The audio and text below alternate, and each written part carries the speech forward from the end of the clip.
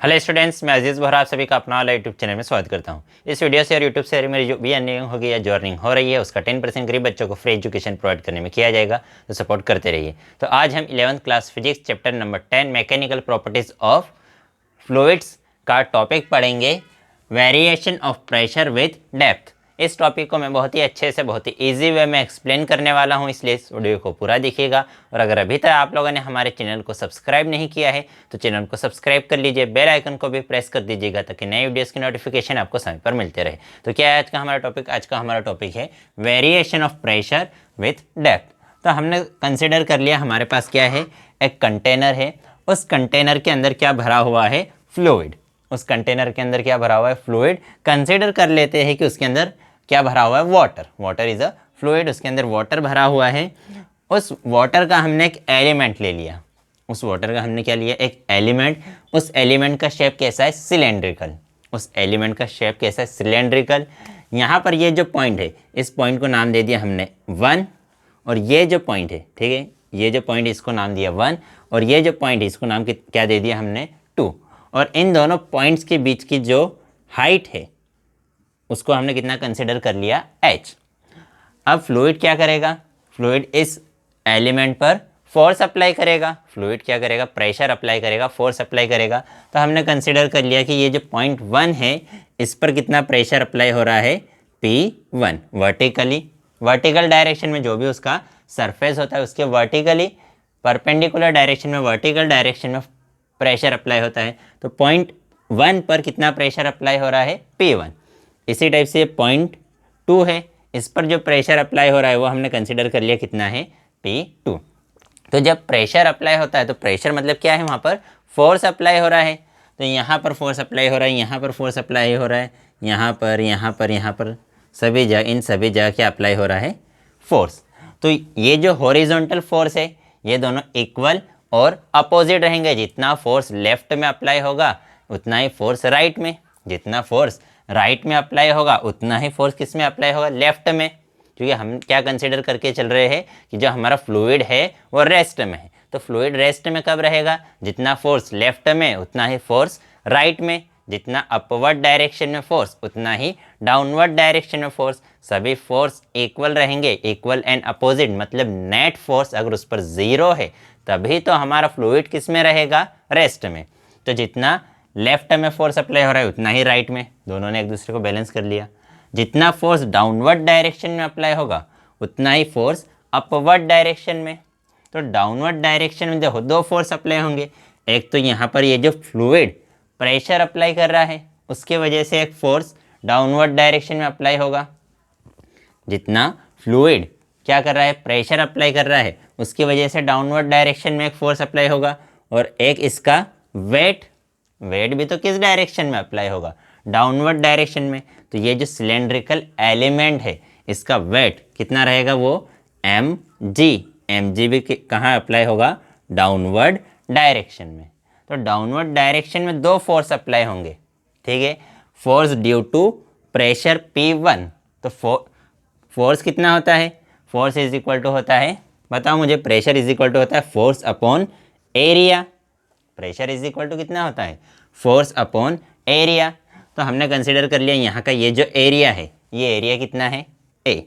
यहाँ का एरिया भी कितना रहेगा, A। तो P1 इज इक्वल टू कितना रहेगा, F1 अपॉन A।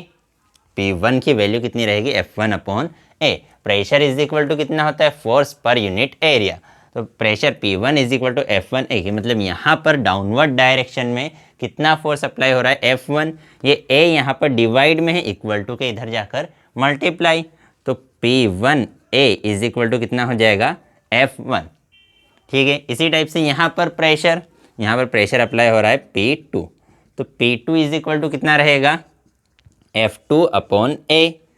यहाँ पर कुछ और फोर्स अप्लाई हो रहा होगा, ठीक है, लेकिन एरिया, जितना यहाँ का एरिया है उतना ही यहाँ का एरिया है। क्रॉस सेक्शन एरिया तो इक्वल है। हमने एलिमेंट कैसा कंसिडर किया है, सिलेंड्रिकल एलिमेंट। जितना यहाँ का एरिया उतना ही यहाँ का एरिया। सिलेंडर का सभी जगह एरिया कैसा होता है, इक्वल होता है। उसकी थिकनेस कैसी होती है, इक्वल।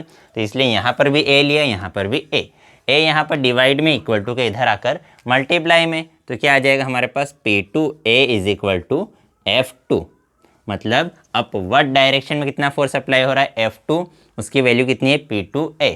डाउनवर्ड डायरेक्शन में प्रेशर ने कितना फोर्स अप्लाई किया F1, उसकी वैल्यू कितनी है P1A।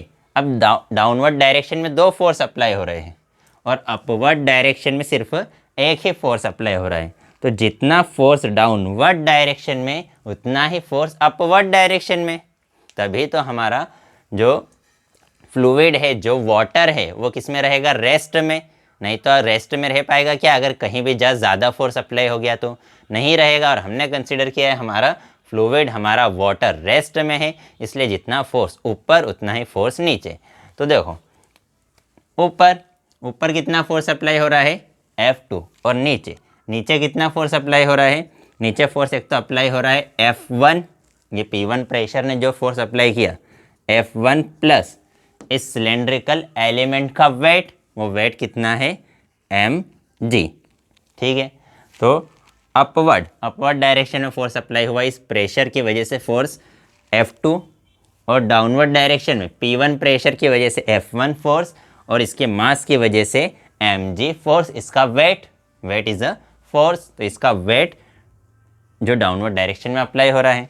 F2 की वैल्यू है हमारे पास, कितनी है F2 की वैल्यू, F2 की वैल्यू है P2A is equal to F1 की वैल्यू कितनी है P1A, तो P1A plus mg is as it is. हमने कंसिडर किया ये जो हमारा फ्लूइड है इसकी डेंसिटी कितनी है रो, इस फ्लूइड की डेंसिटी कितनी है रो। डेंसिटी अगर रो है तो यहाँ से मैं किसकी वैल्यू निकाल लेता हूँ डेंसिटी की वैल्यू। तो डेंसिटी क्या होता है, mass per unit volume is called density, mass per unit volume, mass upon volume is equal to क्या होता है डेंसिटी, ठीक है। ये v यहाँ पर डिवाइड में है, इक्वल टू के उधर जाकर मल्टीप्लाई में हो जाएगा, v यहाँ पर डिवाइड में इक्वल टू के उधर जाकर मल्टीप्लाई में, तो मास इज इक्वल टू क्या आ जाएगा, mass is equal to rho v, ये वैल्यू आएगी क्या, देखो mass upon volume is equal to क्या होता है डेंसिटी, उसको हम किससे रिप्रेजेंट करते हैं रो से। v यहाँ डिवाइड में था, इक्वल टू के उधर जाकर मल्टीप्लाई में, जो नीचे होता है इक्वल टू के उधर जाकर ऊपर चला जाता है, तो मास इज इक्वल टू कितना आ जाएगा rho v, where v is volume. अब इस सिलेंड्रिकल एलिमेंट का अगर मुझे वॉल्यूम निकालना है, इस सिलेंड्रिकल एलिमेंट का अगर वॉल्यूम निकालना है, तो सिंस हमें पता है, क्या पता है कि volume is equal two cylinder का वॉल्यूम क्या होता है पाई आर स्क्वायर एच, सिलेंडर का वॉल्यूम क्या होता है पाई आर स्क्वायर एच, तो इसलिए v इज इक्वल टू क्या आ जाए पाई आर स्क्वायर तो क्या है इसका cross sectional area, pi r square क्या होता है इसका क्रॉस सेक्शनल एरिया, और इसका क्रॉस सेक्शन का जो एरिया है, ये जो पोर्शन है इसका शेप कैसा है, इसका शेप है सर्कल के जैसा, ये हमारा सिलेंडर, ये क्या है इसका क्रॉस सेक्शनल एरिया कैसा होता है सर्कल के जैसा, और उसी को हमने क्या कंसिडर किया है a, तो इस पूरे के स्पेस पर मुझे क्या लिखना पड़ेगा a and h is as it is, तो पाई आर स्क्वायर h लिखो या v is equal to a h लिखो, बात एक ही है। हमने क्या कहा कि जो सिलेंडर होता है उसका वॉल्यूम का फॉर्मूला क्या होता है पाई आर स्क्वायर एच। अब ये पाई आर स्क्वायर क्या है इसका cross sectional area, pi r square क्योंकि इसका शेप कैसा है सर्कल के जैसा, तो इसके cross sectional area, pi r square क्या है क्रॉस सेक्शनल एरिया, और क्रॉस सेक्शनल एरिया तो हमने कितना कंसिडर किया है a, क्रॉस सेक्शनल एरिया कितना कंसिडर किया है a, तो पाई आर स्क्वायर के स्पेस पर हमने लिख दिया a, तो इस v के स्पेस पर हम a h लिख सकते हैं क्या, बिल्कुल लिख सकते हैं। तो इस m की इसलिए वैल्यू क्या आ जाएगी, therefore m is equal to rho, v के स्पेस पर लिखेंगे a h, ठीक है। इसको दे देते इक्वेशन नंबर 1, इसको दे देते इक्वेशन नंबर 2। तो इस इक्वेशन नंबर 2 से m की वैल्यू क्या है रो ए एच, m की वैल्यू रो ए एच कहाँ पे पुट कर देंगे इक्वेशन 1 में, तो इन इक्वेशन 1 क्या है हमारे पास P2A, ये P1A इधर प्लस है, इक्वल टू के इधर आकर माइनस हो जाएगा, तो minus P1A is equal to इस m की स्पेस पर क्या लिखेंगे रो ए एच, ठीक है। और ये जो g है ये एज इट इज़, m की स्पेस पर उसकी वैल्यू पुट कर दी और g as it is. a यहाँ पर भी है, a यहाँ पर भी है, दोनों में से a क्या आ जाएगा कॉमन, तो हमारे पास वैल्यू क्या आ जाएगी P2 minus P1 into a is equal to rho a h g। ये a से ये a क्या हो जाएगा कैंसर, इन दोनों में से a को हमने क्या निकाला कॉमन, तो यहाँ पर बचा P2, ये माइनस साइन ये माइनस साइन, यहाँ पर क्या बचा P1 और बाहर कॉमन क्या आ गया a यहाँ पर भी है यहाँ पर भी है, तो a से a क्या हो गया कैंसल। तो हमारे पास वैल्यू क्या आ गई P2 minus P1 is equal to rho, इस g को मैं पहले लिख दूँ तो कोई फ़र्क पड़ेगा क्या, नहीं पड़ेगा, और इधर क्या आ जाएगा h। तो हमारे पास क्या आ गया pressure difference, P2 minus P1 मतलब क्या आ गया प्रेशर डिफरेंस, P2 यहाँ का प्रेशर है और P1 0.1 का प्रेशर है, तो इन दोनों पॉइंट्स के बीच का जो प्रेशर डिफरेंस है वो कितना आया रो जी एच, कितना आया रो जी एच। ठीक है, अब अगर हम कंसिडर करें कि यहाँ से हम ये फ्लूइड को हटा देते हैं, ठीक है, यहाँ से इस फ्लूइड को अगर हमने हटा दिया, जो वाटर भरा हुआ था वाटर हटा दिया, तो ये जो सिलेंडर था इस सिलेंडर का अपर फेस, ऊपर वाला जो फेस है वो कहाँ पर आ गया एयर के कांटेक्ट में, कि पहले तो पूरा ऊपर से लेकर नीचे तक क्या भरा हुआ था वाटर, और उसके बीच में कौन रखा हुआ था सिलेंडर, सिलेंड्रिकल एलिमेंट। अब इस सिलेंड्रिकल एलिमेंट का जो अपर फेस है, अपर सरफेस है, वो उसके ऊपर से जितना भी वाटर था हमने हटा दिया, तो अपर सरफेस किसके कांटेक्ट में आ गया एयर के कांटेक्ट में आया, एटमॉस्फेयर के कांटेक्ट में आया। तो अब इस वाले पोर्शन पर यहाँ पर कौन प्रेशर अप्लाई करेगा एटमॉस्फेयर प्रेशर अप्लाई करेगा, इस वाले पोर्शन पर कौन प्रेशर अप्लाई करेगा एटमॉस्फेयर। तो यहाँ पर P1 पे जो प्रेशर अप्लाई होगा वो कौन अप्लाई करेगा एटमॉस्फेयर, और एटमॉस्फेयर के प्रेशर को हम किससे रिप्रेजेंट करेंगे PA। तो ये जो P1 है, P1 मतलब कहाँ का प्रेशर पॉइंट A का प्रेशर, तो उसको हम रिप्लेस कर देंगे किससे PA से, क्योंकि P1 पॉइंट 1 पर अब कौन प्रेशर अप्लाई कर रहा है एटमॉस्फेयर प्रेशर अप्लाई करेगा। तो एटमॉस्फेयर में भी क्या है लेयर एयर की गैसेस है, एयर या यूँ कहे जो गैसेस है गैसेस की लेयर्स है, तो गैसेस का भी अपना कुछ वॉल्यूम होता है, उसका कुछ मास होता है, तो वो भी क्या अप्लाई करती है अपने मास अपने वेट की वजह से फोर्स अप्लाई करती है, उस फोर्स पर यूनिट एरिया को ही हमने क्या कहा है एटमॉस्फेरिक प्रेशर। एयर एटमॉस्फेयर भी क्या अप्लाई करता है फोर्स अप्लाई करता है, उस फोर्स पर यूनिट एरिया परपेंडिकुलर फोर्स पर यूनिट एरिया को ही हमने क्या कहा है एटमॉस्फेरिक प्रेशर। तो अब इस पॉइंट 1 पर कौन प्रेशर अप्लाई करेगा एटमॉस्फेयर, इसलिए पॉइंट 1 का जो प्रेशर था P1 उसको हम किससे रिप्लेस कर देंगे PA से, तो इस P1 की स्पेस पर क्या लिख देंगे PA, तो P2 minus PA is equal to rho g h, ये आ जाएगा। अब ये P2 लिखने की कोई ज़रूरत ही नहीं है, क्यों ये जो 2 है 2 लिखने की ज़रूरत नहीं है, क्योंकि 2 तो हमने क्या लिखा क्यों लिखा था क्योंकि हमारे पास 1 था, अब 1 है कि यहाँ पर कहीं पर नहीं है, इसलिए इस P2 को हम सिर्फ किससे रिप्लेस कर देंगे P से। ठीक है, तो देखो हमने क्या किया P1 की स्पेस पर लिख दिया PA और P2 की स्पेस पर हम सिर्फ क्या लिख देंगे P, तो P minus PA is equal to कितना आ गया रो जी एच। यहाँ से P इज इक्वल टू कितना आ जाएगा PA यहाँ पर माइनस में है, इक्वल टू के उधर जाकर प्लस हो जाएगा, तो P is equal to PA plus rho g h, P is equal to क्या आ जाएगा PA plus rho g h. ठीक है, तो देखो अब हमने क्या कहा कि किन्हीं भी दो पॉइंट्स के प्रेशर डिफरेंस, किन्हीं भी दो पॉइंट्स, ये पॉइंट 1 था और पॉइंट 2, उन दोनों पॉइंट्स का प्रेशर डिफरेंस कितना था रो जी एच, मतलब किन्हीं भी दो पॉइंट्स के बीच में जो प्रेशर का डिफरेंस है वो किस पे डिपेंड करता है, एक तो उस फ्लूइड के डेंसिटी पर, रो मतलब फ्लूइड की डेंसिटी कितनी है, जी मतलब एक्सेलरेशन ड्यू टू ग्रेविटी, कि ग्रेविटी कितना एक्सेलरेशन अप्लाई कर रही है, और किस पर डिपेंड करता है हाइट, कि उन दोनों पॉइंट्स के बीच की डिस्टेंस कितनी है, उन दोनों पॉइंट्स के बीच की हाइट कितनी है, कि ये पॉइंट 1 था ये पॉइंट 2 था, इन दोनों के बीच की हाइट। तो अगर हम डेंसिटी इंक्रीज़ करें, acceleration due to gravity increase करें और इन दोनों पॉइंट्स के बीच की डिस्टेंस को इंक्रीज़ करें, तो प्रेशर डिफरेंस भी क्या होते जाएगा इंक्रीज होते जाएगा। जैसे जैसे हाइट इंक्रीज करेंगे, ठीक है, प्रेशर डिफरेंस इंक्रीज होते जाएगा। और ये जो P माइनस पी ए है, मतलब प्रेशर, ये P कहाँ पर है, डेप्थ में प्रेशर, और पी ए क्या है, एटमॉस्फेरिक प्रेशर। तो P माइनस P A is called gauge pressure. ये जो प्रेशर डिफरेंस है, इस प्रेशर डिफरेंस को हमने क्या कहा है, गॉज प्रेशर। तो गॉज प्रेशर कितना आया हमारे पास, रो जी एच, ठीक है। अब पी ए यहाँ पर माइनस में था, उधर जाकर प्लस हो गया। तो अगर हम फ्लूइड, हम वाटर के अंदर कितनी हाइट तक जाएंगे, एच हाइट तक जाएंगे, तो प्रेशर क्या हो जाएगा, इंक्रीज। पहले यहाँ पर प्रेशर सिर्फ कितना अप्लाई हो रहा था, पी ए। यहाँ पर प्रेशर कितना अप्लाई हो रहा था, पी ए।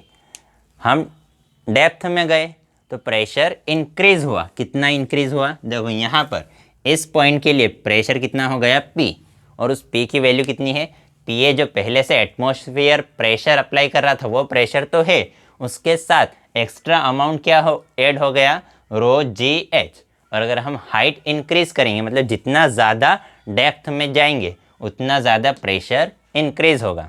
कि पहले से यहाँ पर तो कितना प्रेशर अप्लाई हो रहा था, पी ए प्रेशर अप्लाई हो रहा था। फिर हम वाटर के अंदर चले गए, वाटर के अंदर जब गए तो वाटर के अंदर, ये पी क्या है, वाटर के अंदर का प्रेशर, तो वाटर के अंदर का प्रेशर इंक्रीज हुआ। कितना इंक्रीज हुआ, रो जी एच इंक्रीज हो गया। मतलब हम डेप्थ में, एच मतलब ये जो हाइट है, हम डेप्थ में जितना ज़्यादा जाएंगे, सपोज करो हम यहाँ पर निकालें तो ये हाइट इंक्रीज हो जाएगी। हाइट इंक्रीज होगी तो डेप्थ में प्रेशर भी क्या हो जाएगा, इंक्रीज हो जाएगा। क्लियर है। अब देखो इस फॉर्मूले में यहाँ पर कहीं पर भी एरिया ऑफ क्रॉस सेक्शन है क्या, कि सिलेंडर का एरिया कितना है। तो जो प्रेशर है वो एरिया पे डिपेंड नहीं करता कि हमारा सिलेंडर इतना बड़ा है, इतना बड़ा है, इतना बड़ा है, इतना बड़ा है। प्रेशर डिफरेंस एरिया पे डिपेंड नहीं करता। मतलब हमारे जो सिलेंडर हो या कोई सा भी शेप हो, जो हमारा वेसल है उसका शेप कैसा भी हो, उसका थिकनेस कितनी है, उसका एरिया कितना है, इस पर प्रेशर डिफरेंस डिपेंड नहीं करता। वो सिर्फ किस पर डिपेंड करता है, हाइट पर, डेंसिटी पर, और एक्सीलरेशन ड्यू टू ग्रेविटी। इसीलिए अगर हम कंसिडर करें कि हमारे पास 3 वेसल है, ए, बी एंड सी, तीनों के एरिया कैसे डिफरेंट, इसका एरिया अलग है, इसका शेप अलग है, इसका शेप अलग है। तीनों वेसल्स के शेप कैसे है, अलग है।